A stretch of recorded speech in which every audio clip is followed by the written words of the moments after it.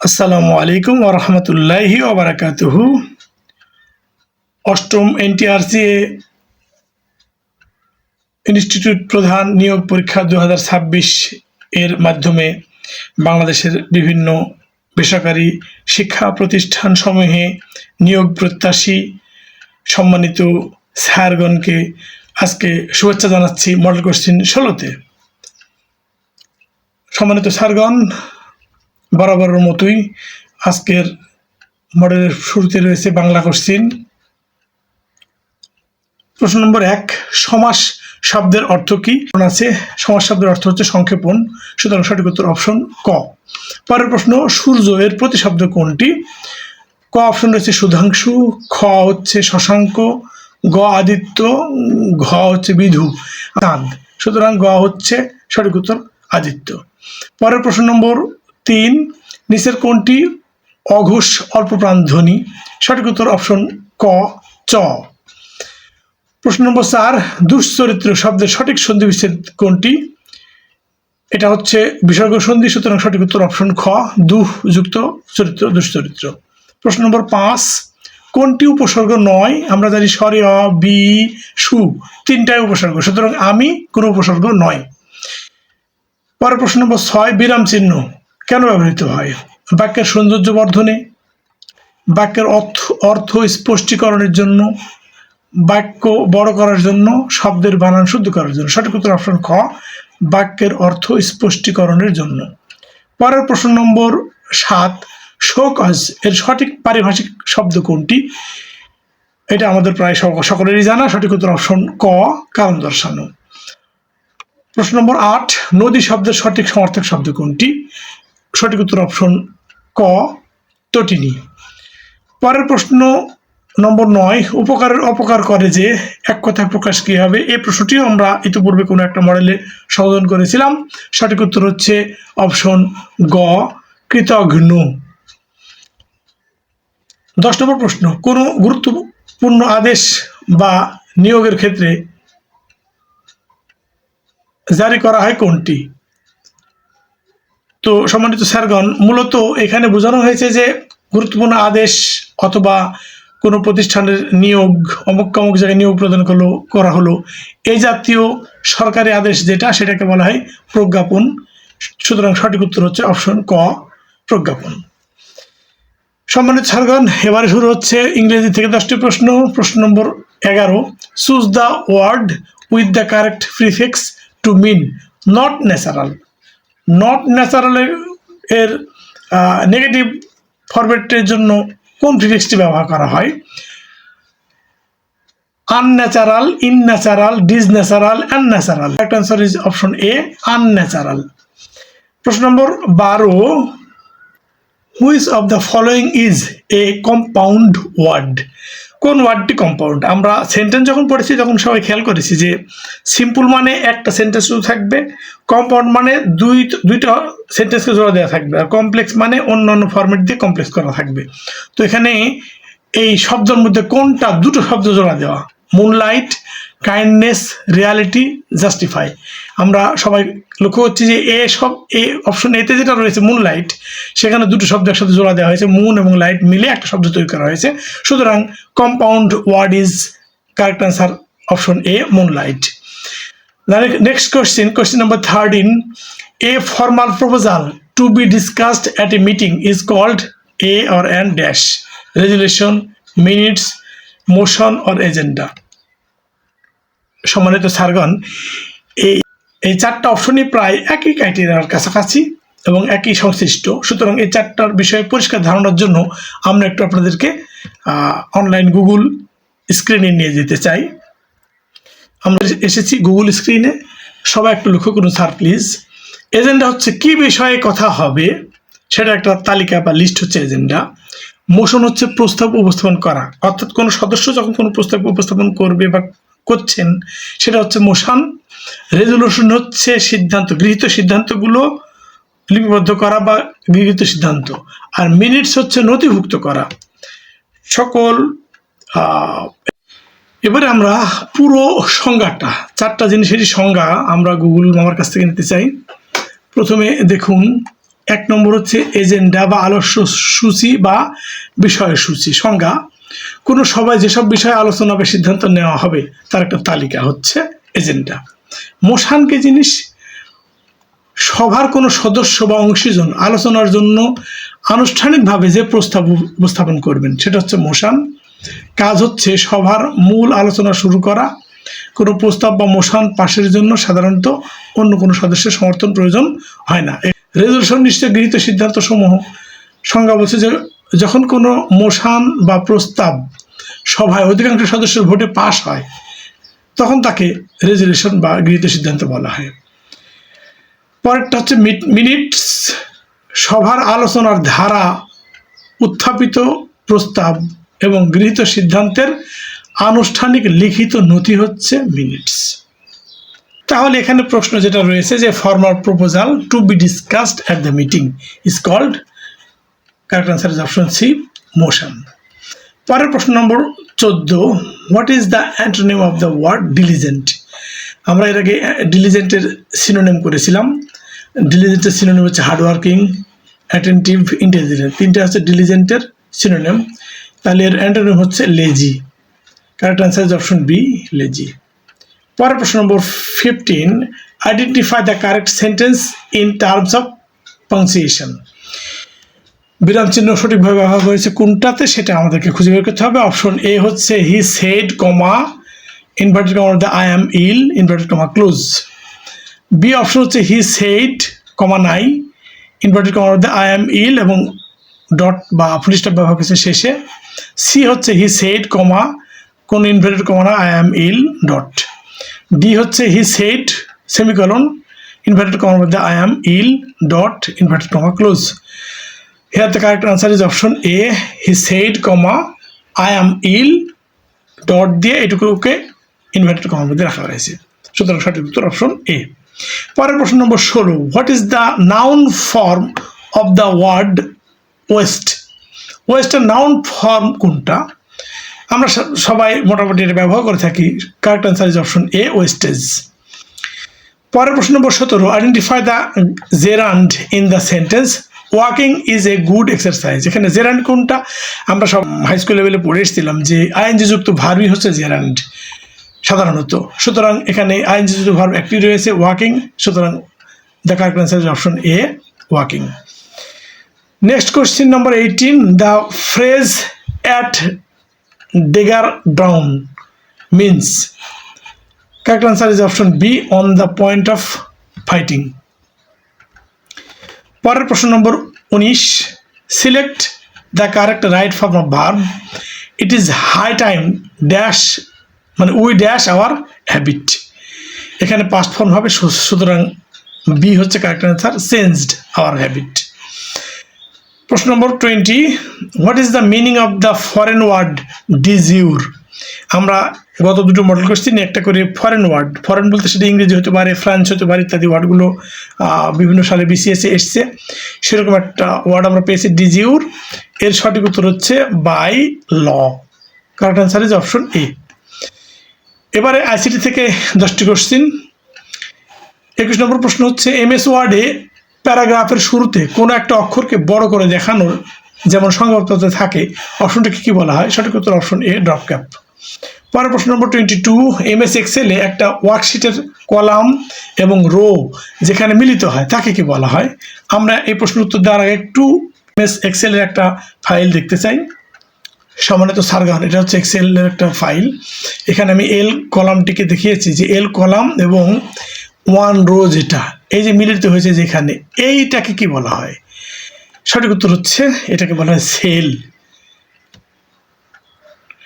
সুতরাং সঠিক উত্তর অপশন সি, সেল। প্রশ্ন নম্বর 23, ই নথি সিস্টেমে একটা চিঠির খসড়া বা ড্রাফট চূড়ান্ত অনুমোদনের পর নিচে কোনটি স্বয়ংক্রিয়ভাবে তৈরি হয়ে যায়? অর্থাৎ এই ই নথি বা ডি নথি সম্পর্কে আমরা জানি যে ই নথি বর্তমান যুগে অনলাইনের মধ্যে ফাইল আপলোড দিয়ে একই দপ্তর বা বিভিন্ন দপ্তরের বিভিন্ন কর্মকর্তা কর্মচারীর কাছে ফাইলগুলো অনুমোদন হতে থাকে। যখন লাস্টলি অনুমোদন হয়ে যায় তখন এটার একটা স্বয়ংক্রিয় নম্বর তৈরি হয়, সেটাকে বলা হয় স্মারক নম্বর বা ডি, মেমো নম্বর তৈরি হয়ে যায়। সঠিক উত্তর হচ্ছে অপশন ডি, স্মারক নম্বর বা মেমো নম্বর। পরের প্রশ্ন নম্বর 24, ইন্টারনেটে সার্চ করার সময় নির্দিষ্ট একটা ফাইল ফরম্যাট, যেমন শুধু পিডিএফ ফাইল খোঁজার জন্য কোন কমান্ডটি ব্যবহার করা হয়? তো সঠিক উত্তর হচ্ছে option B, file type colon দিয়ে পিডিএফ লিখতে হবে, তাহলে শুধুমাত্র পিডিএফ ফাইলগুলোই সে খুঁজবে। পরের প্রশ্ন নম্বর 25, ব্রাউজারের হিস্ট্রি জমা না রেখে ইন্টারনেটে গোপন ব্রাউজ করার উইন্ডোজকে কি বলা হয়? এই প্রশ্নটি আমরা বিগত কোনো একটা মডেলে নিয়ে এসেছিলাম, একটু উল্টা করে আজকে উল্টা দিক থেকে নিয়ে এসেছি। সঠিক উত্তর হচ্ছে অপশন এ, ইনকগনিটো উইন্ডোজ। পরের প্রশ্ন নম্বর 26, ই গভর্নেন্সের মাধ্যমে নাগরিক সেবার বিল পরিশোধ করতে ব্যবহৃত ইকে পে মূলত কোনটির উদাহরণ? শিক্ষা প্ল্যাটফর্ম, অনলাইন পেমেন্ট গেটওয়ে, তথ্য ভাণ্ডার নাকি ফাইল ম্যানেজমেন্ট? কারেক্ট আনসার হচ্ছে অনলাইন পেমেন্ট গেটওয়ে। পরের প্রশ্ন নম্বর 27, শিক্ষা প্রতিষ্ঠানে ব্লেন্ডেড লার্নিং পরিচালনার জন্য নিচের কোনটি একটা কার্যকর এলএমএস প্ল্যাটফর্ম? এই ব্লেন্ডেড লার্নিংটা কি জিনিস? আমরা এই প্রশ্নটি আরেকভাবে কোনো একটা মডেলে পড়েছিলাম। আমি একটু এখান থেকে ঘুরে নিয়ে আসি স্যার আপনাদেরকে।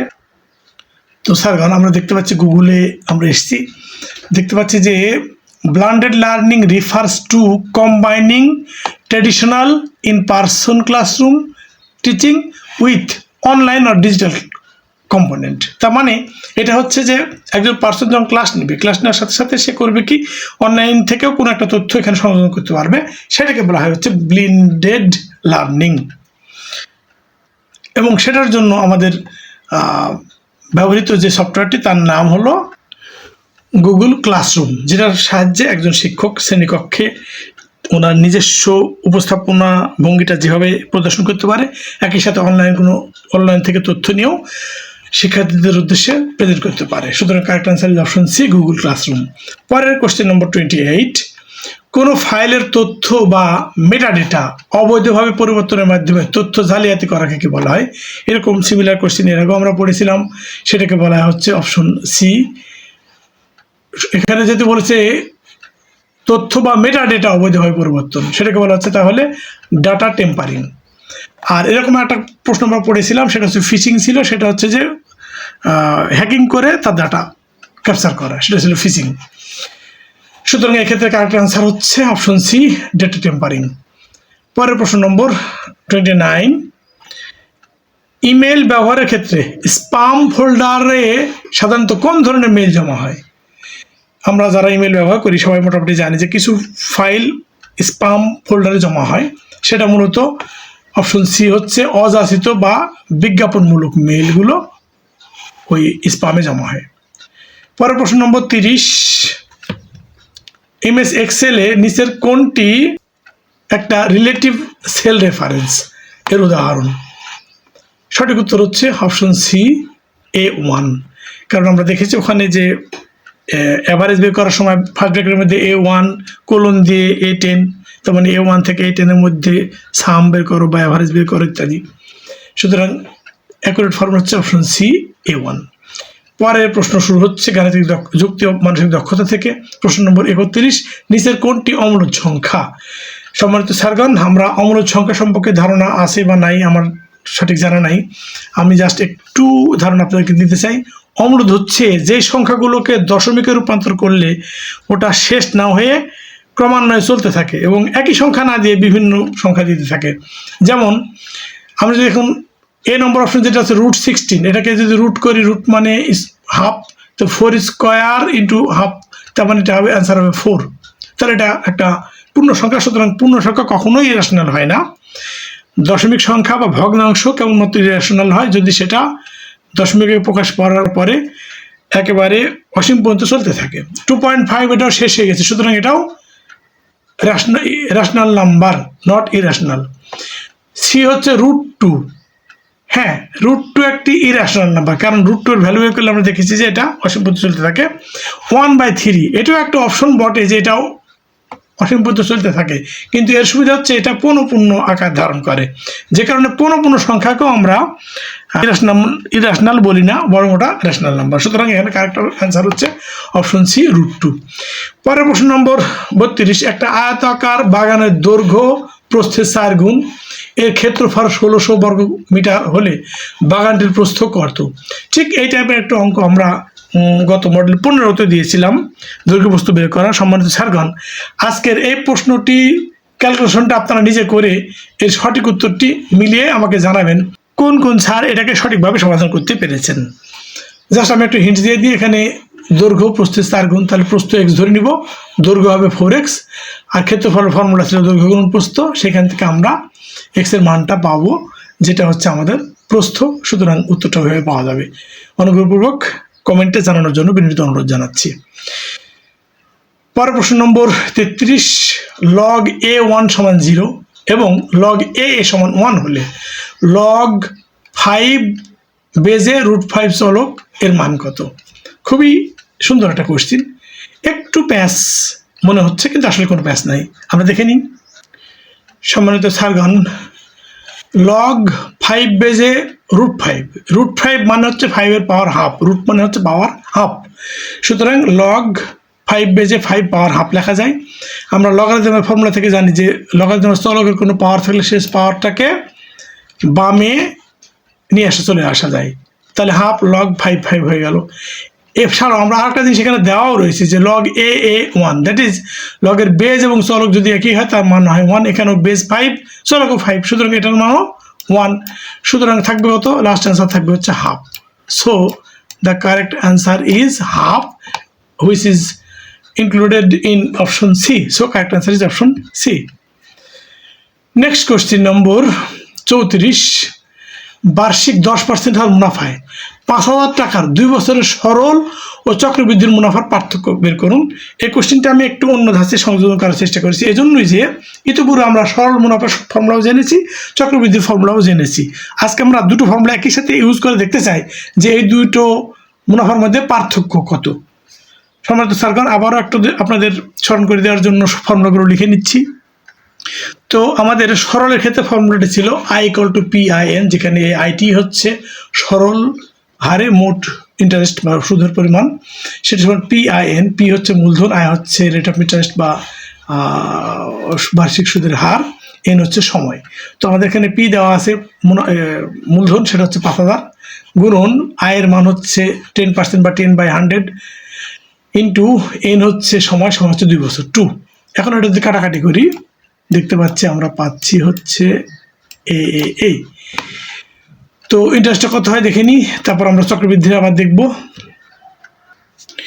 তাহলে এখান থেকে 50 × 10 × 2, তো আমরা এখানে ক্যালকুলেশন করতে পারি 500 দোকানে 1000, তাহলে সরলের ক্ষেত্রে মোট ইন্টারেস্ট বা সুদ পাওয়া গেল হচ্ছে 1000 টাকা। এবারে চক্রবৃদ্ধির জন্য দেখব।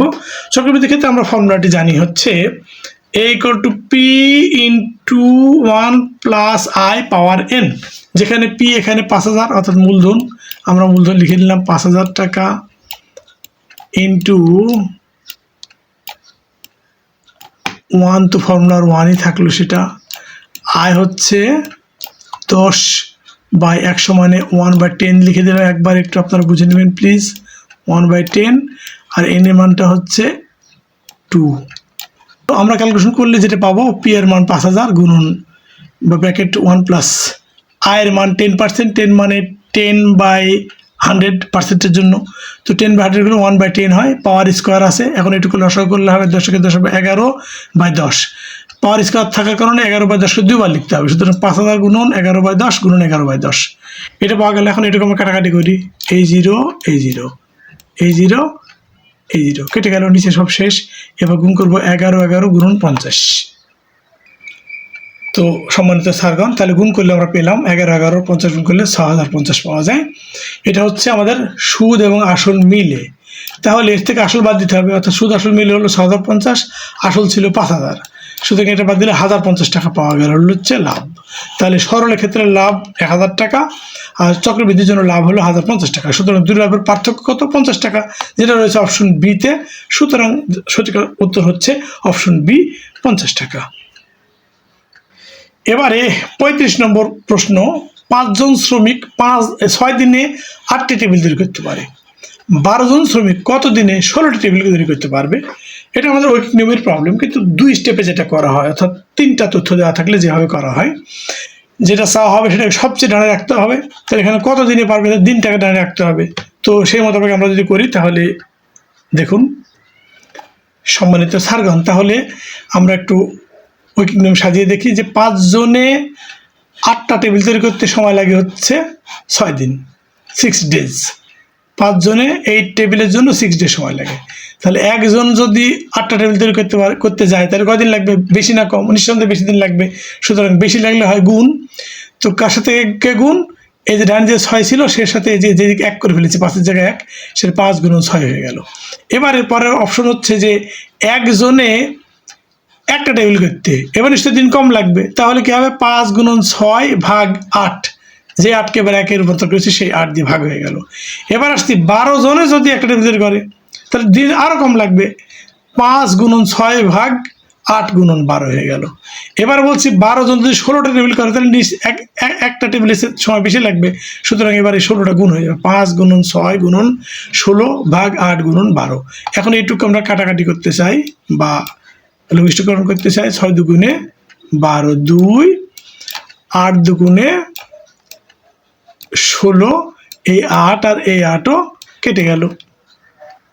তাহলে উত্তর পাওয়া গেল সমান, শুধুমাত্র থাকলো কে 5। সুতরাং সময় লাগবে 5 দিন। যে উত্তরটি রয়েছে অপশন বিতে, সঠিক উত্তর অপশন বি, 5 দিন। প্রশ্ন সাধারণ জ্ঞান থেকে, প্রশ্ন নম্বর 36, বাংলাদেশের ভূপ্রকৃতি অনুসারে টারশিয়ারি যুগের পাহাড় সমূহ বাংলাদেশের মোট ভূমির কত শতাংশ এলাকা জুড়ে বিস্তৃত? সঠিক উত্তর অপশন সি হচ্ছে 12%। পরের প্রশ্ন নম্বর 37, বাংলাদেশের সংবিধানের কত নম্বর অনুচ্ছেদ অনুযায়ী রাষ্ট্রপতি অর্ডিন্যান্স বা অধ্যাদেশ জারি করতে পারেন? সঠিক উত্তর অপশন বি, 93 নম্বর অনুচ্ছেদ। পরের প্রশ্ন নম্বর 38, ম্যানিলা ডিক্লারেশন মূলত কোন বিষয়ের সাথে সম্পর্কিত আন্তর্জাতিক ঘোষণা? সঠিক উত্তর অপশন বি, পর্যটন ও উন্নয়ন। প্রশ্ন নম্বর 39, কোনটি বাংলাদেশের অর্থনীতির চতুর্থ খাত হিসেবে বিবেচিত হতে শুরু করেছে? সঠিক উত্তর অপশন সি, তথ্য ও যোগাযোগ প্রযুক্তি। এটা মোটামুটি শুরু করেছে, কারণ আমরা এখন জানি যে বাংলাদেশের বহু ফ্রিল্যান্সাররা তথ্য ও যোগাযোগ প্রযুক্তি ব্যবহার করে ফ্রিল্যান্স করে বৈদেশিক ডলার বা মুদ্রা অর্জন করতে শুরু করেছে। পরের প্রশ্ন নম্বর 40, দক্ষিণ চীন সাগরে আধিপত্য নিয়ে সৃষ্ট দ্বন্দ্বে চীন কর্তৃক দাবি করা সমুদ্র সীমাকে নির্দেশকারী রেখার নাম কি? সঠিক উত্তর অপশন সি, 9 লাইন। এবার এই শুরু হচ্ছে প্রশাসনিক ব্যবস্থাপনা থেকে। প্রশ্ন নম্বর 41, বেসরকারি শিক্ষা প্রতিষ্ঠানের জনবল কাঠামো ও এমপিও নীতিমালা 2021 অনুসারে একটি আলিম মাদ্রাসার অধ্যক্ষ নিয়োগের ক্ষেত্রে ন্যূনতম শিক্ষাগত যোগ্যতা কত? সম্মানিত স্যারগণ, আমরা জানি যে এখানে অতি সম্প্রতি এগুলোকে 18 বছর রূপান্তর করা হয়েছে, তবে 21 সালের নীতিমালা অনুসারে ছিল সেটা 15 বছর। এক্ষেত্রে সঠিক উত্তর অপশন এ, 15 বছর। এবং ওনাদেরকে অবশ্যই কামিল পাস হতে হবে, মানে জেনারেল লাইন থেকে মাদ্রাসার অধ্যক্ষ হওয়া যাচ্ছে না বা যায় না, আমরা ইতিমধ্যে এই আবেদনে দেখতে পেরেছি। সুতরাং স্নাতকোত্তর কামিল বা স্নাতকোত্তর ডিগ্রি, এই স্নাতকোত্তর মানে কামিলে, স্নাতকোত্তর মানে অ্যারাবিক লাইনেই হতে হবে, এবং সেই সময় অভিজ্ঞতা ছিল 15 বছর। কিন্তু 2026 সালে অতি সম্প্রতি এটা পরিবর্তন হয়ে 18 বছরের রূপান্তর হয়েছে অভিজ্ঞতাটি।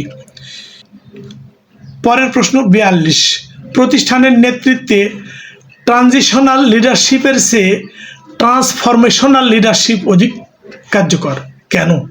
সঠিক উত্তর অপশন বি, এটি কর্মীদের সৃজনশীলতা ও অনুপ্রেরণামূলক পরিবর্তনে উৎসাহিত করে। পরের প্রশ্ন 43, সরকারি দাপ্তরিক চিঠিপত্রের ক্ষেত্রে জ্ঞাতার্থে ও কার্যানুষ্ঠানে অনুলিপি প্রদানের ক্ষেত্রে কার নাম সবার উপরে থাকে? অপশন বি হচ্ছে সিনিয়র সচিব বা সচিব, সঠিক উত্তর।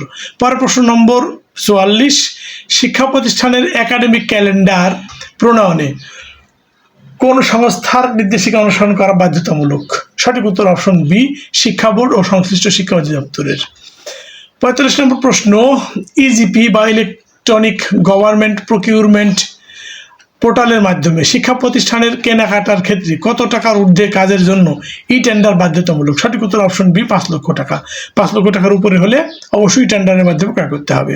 পরের প্রশ্ন নম্বর 46, শিক্ষা প্রতিষ্ঠানে SWOT অ্যানালাইসিস করার সময় ডাব্লু বা উইকনেস বলতে নিচের কোনটিকে বোঝানো হতে পারে?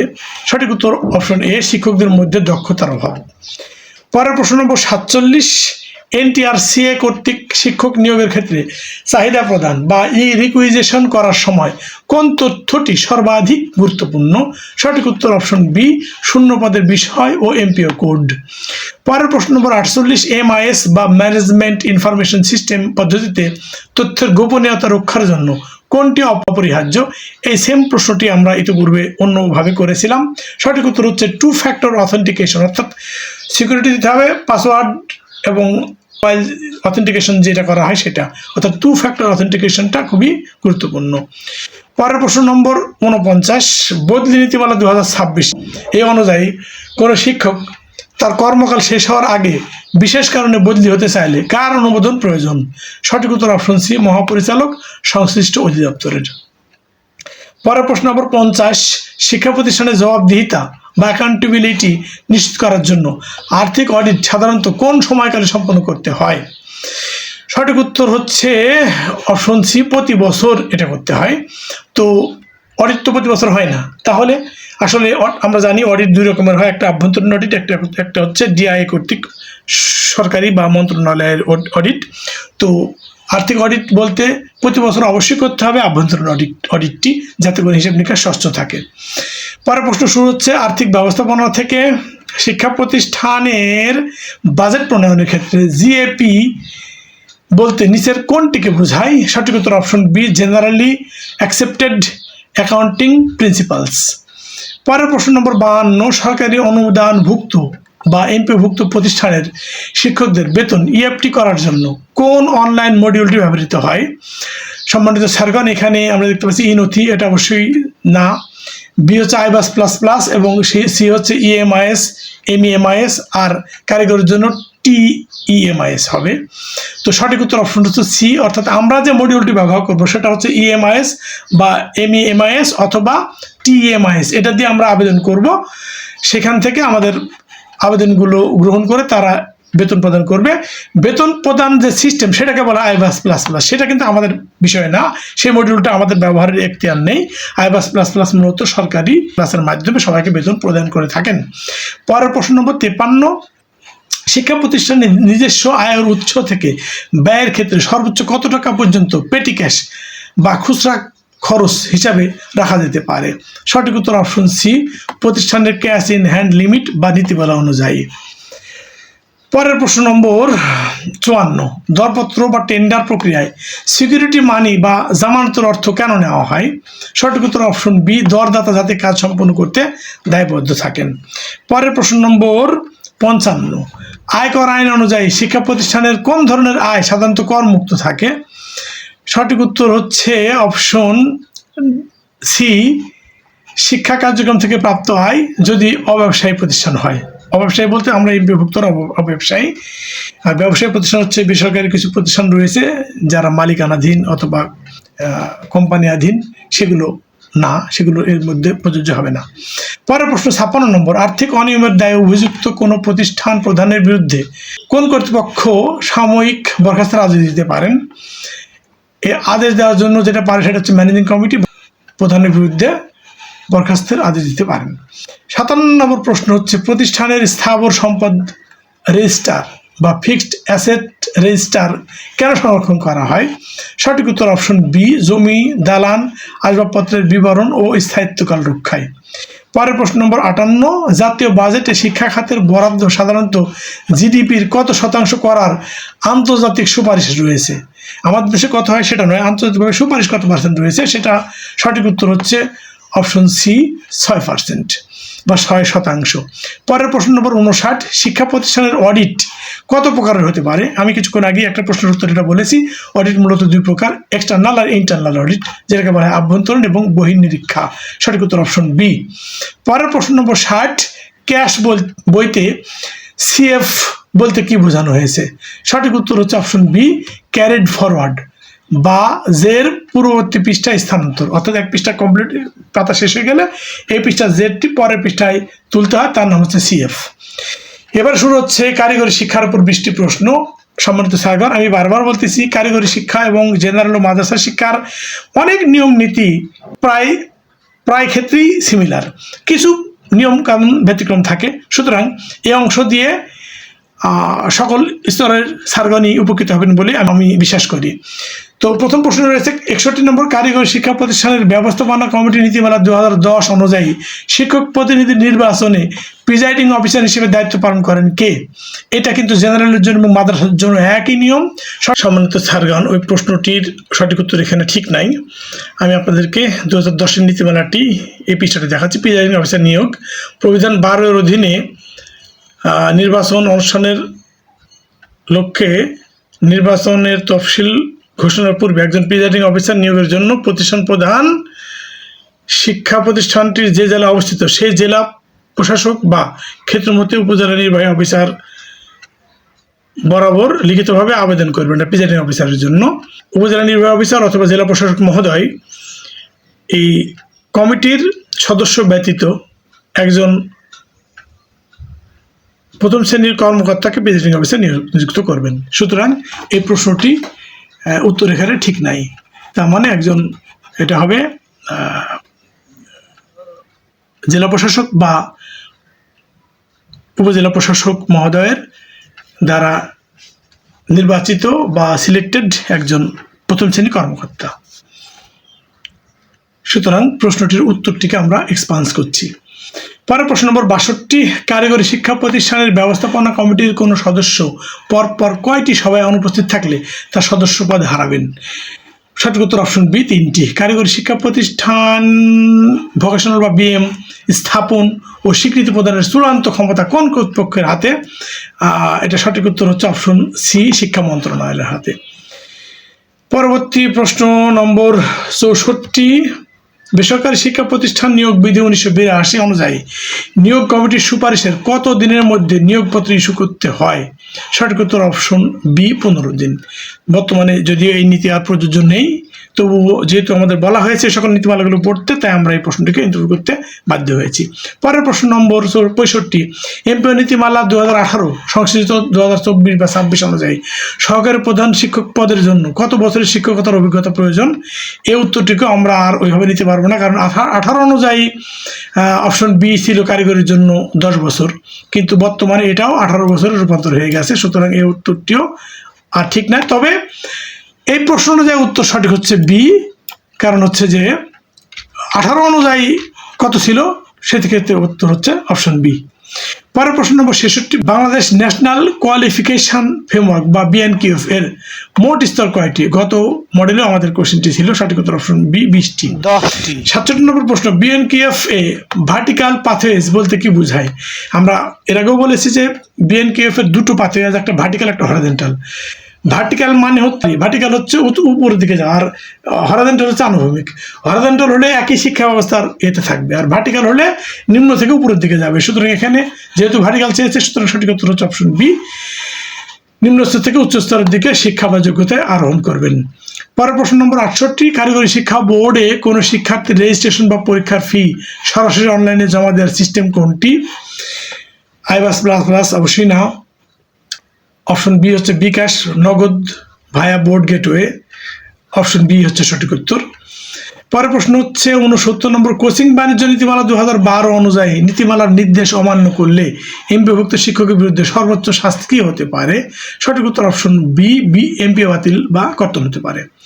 পরের প্রশ্ন নম্বর 70, একজন শিক্ষক অবসর গ্রহণের পর অবসর সুবিধা পেতে হলে তাকে ন্যূনতম কত বছর বিরতিহীনভাবে চাকরি করতে হবে? সঠিক উত্তর অপশন বি, 10 বছর। পরের প্রশ্ন নম্বর 71, ব্যবসায়িক গণিতে ধ্রুবক এর সঠিক সংখ্যা কোনটি? আমরা এর চলকটা দেখেছি। চলক মানে যার মান পরিবর্তন হয় বা পরিবর্তনশীল, আর ধ্রুবক হচ্ছে যার মান পরিবর্তন হয় না। সুতরাং এর সঠিক উত্তর হচ্ছে অপশন বি, যার মান গাণিতিক প্রক্রিয়ায় অপরিবর্তিত থাকে বা পরিবর্তন হয় না। প্রশ্ন নম্বর 72, সমন্বিত উপবৃত্তি কর্মসূচি HSP এর মাধ্যমে উপবৃত্তি বিতরণে কোন ডিজিটাল মাধ্যম ব্যবহার করা হয়? এটাও আমরা যারা প্রতিষ্ঠানে অলরেডি চাকরি করছি, যেহেতু আমরা সবাই মোটামুটি জানি যে এখানেও নগদ বা সরাসরি ব্যাংক অ্যাকাউন্ট, সেই কথাটি এখন আর নগদে নেই। সরাসরি ব্যাংক অ্যাকাউন্ট, যে কোনো মোবাইল অ্যাকাউন্ট দিয়ে পরিচালনা করা হয়। সুতরাং এখানে যেহেতু মোবাইল অ্যাকাউন্ট নেই, ব্যাংক অ্যাকাউন্টটি রয়েছে এতে, সুতরাং এই হচ্ছে রাইট আনসার। পরের প্রশ্ন নম্বর 73, ব্যবসায়িক পরিসংখ্যানের তথ্যের প্রাথমিক উৎস বা প্রাইমারি সোর্স কোনটি? সেটা সরাসরি সাক্ষাৎকার বা জরিপ। অপশন বি হচ্ছে সঠিক অ্যান্সার, কারণ প্রাইমারি তথ্য নিতে গেলে সরাসরি ফিল্ড থেকে নিতে হয়, তো সেখানে সাক্ষাৎকার অথবা জরিপ থেকে নেওয়া হয় আর কি। পরের প্রশ্ন নম্বর 74, কোনো কোম্পানির লভ্যাংশ সাধারণত কাদের মধ্যে বন্টন করা হয়? সঠিক উত্তর অপশন বি, শেয়ার হোল্ডারদের মধ্যে বা মালিকদের মধ্যে। পরের প্রশ্ন নম্বর 75, হিসাব বিজ্ঞানের জাবেদা কে কি বলা হয়? অপশন বি, হিসাবের প্রাথমিক বই বলা হয়। পরের প্রশ্ন নম্বর 76, উৎপাদন ব্যয় নির্ণয় শ্রমিকের মজুরি কোন ধরনের ব্যয়? সঠিক উত্তর অপশন বি, প্রত্যক্ষ শ্রম ব্যয়। শ্রমিকের মজুরি ব্যয় হচ্ছে প্রত্যক্ষ শ্রম ব্যয়। 77 নম্বর প্রশ্ন হচ্ছে, অংশীদারি ব্যবসায় অংশীদারি চুক্তিপত্র না থাকলে মুনাফা বন্টন করা হয় কিভাবে? সেক্ষেত্রে আমি এর আগেও প্রশ্নটি সংযোজন ছিল, সমানভাবে করা হয়। অপশন বি হচ্ছে সঠিক উত্তর। পরের প্রশ্ন নম্বর 78, প্রেষণা দানের চাহিদা সোপান তত্ত্ব এর প্রবক্তাকে? সঠিক উত্তর অপশন বি, আব্রাহাম মাসলো। 79 নম্বর প্রশ্ন, অফিসের নথি ব্যবস্থাপনায় নোট বা নোটিং প্রদানের উদ্দেশ্য কি? সঠিক উত্তর অপশন এ, সিদ্ধান্ত গ্রহণের সহায়তা ও পূর্ব ইতিহাস তুলে ধরা। পরের প্রশ্ন নম্বর 80, শিক্ষা প্রতিষ্ঠানে সুশাসন নিশ্চিতে শুদ্ধাচার কৌশল বা NIS এর অধীনে কোনটি করা হয়? সঠিক উত্তর অপশন বি, শুদ্ধাচার পুরস্কার প্রদান ও স্বচ্ছতা বৃদ্ধি করা। সম্মানিত স্যারগণ, এরই মাধ্যমে শেষ হলো আজকে আমাদের মডেল নম্বর 16। সকল স্যারকে সবিনয়ে আবারও অনুরোধ জানাচ্ছি আমার চ্যানেলটিকে সাবস্ক্রাইব করে রাখার জন্য, যাতে করে আমি কোনো ভিডিও দেওয়া মাত্রই তা আপনাদের কাছে পৌঁছে যায়। তাই আপনাদেরকে অনুরোধ জানাচ্ছি, চ্যানেলটিকে অবশ্যই সাবস্ক্রাইব করে রাখুন এবং পাশে থাকা বেল আইকনটিকে ক্লিক করে রাখুন, যাতে করে আপনারা সাথে সাথে ভিডিও পেতে পারেন। সম্মানিত স্যারগণ, আমি আরেকটা তথ্য জানাতে চাই যে আমার একটা ভিডিওতে সর্বোচ্চ ভিউয়ার্স 1000 পেরিয়েছে একটাতেই, কিন্তু আমার সাবস্ক্রাইবার এখনও তার অর্ধেকও হয়নি। সুতরাং ইউটিউব জরিপ বলছে আমার সাবস্ক্রাইবের সংখ্যা অনেকখানি কম। সুতরাং আপনাদেরকে আবারও বিনীত অনুরোধ জানাচ্ছি, অবশ্যই চ্যানেলটিকে সাবস্ক্রাইব করে রাখুন, যাতে করে আপনাদের সাথে সাথে ভিডিও প্রাপ্তির পাশাপাশি আমার প্রচেষ্টারও কিছুটা মূল্যায়ন আমি আপনাদের কাছে পাই আর কি। ধন্যবাদ জানাচ্ছি সকলকে। পরবর্তী মডেলের জন্য সকলকে অগ্রিম আমন্ত্রণ জানিয়ে আজকের মতো ইতি টানছি। আসসালামু আলাইকুম ওয়া রাহমাতুল্লাহি ওয়া বারাকাতুহু।